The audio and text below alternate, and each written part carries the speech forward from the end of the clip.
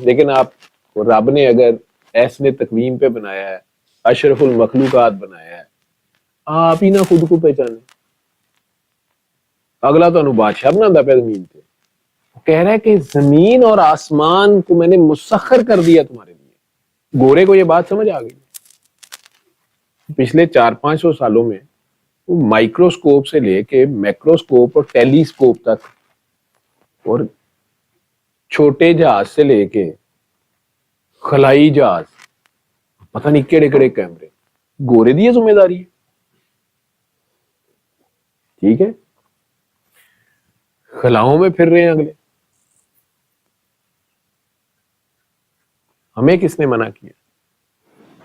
لیکن اس وقت بھی روم اور فارس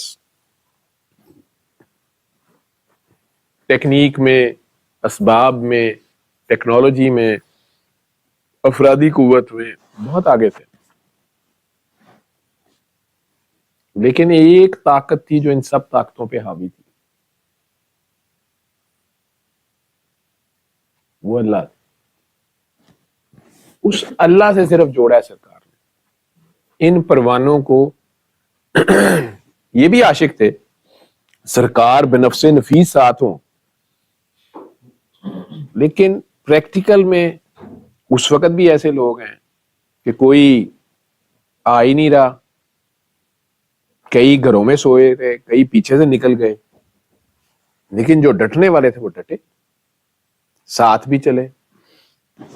اس کے باوجود ان میں بھی کئی مختلف مقامات نظر آتے ہیں. کسی کی کوئی رول ہے، کسی کا کوئی رول ہے.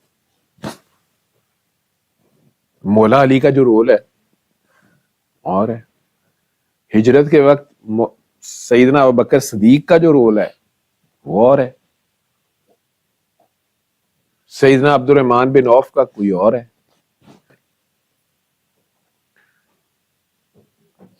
بلکہ میرے خیال حضرت حذیفہ تھے، اگر میرے سے نام غلط نہیں ہے، جن کو سرکار دو عالم نے امانتاً منافقوں کے نام بتائے تھے.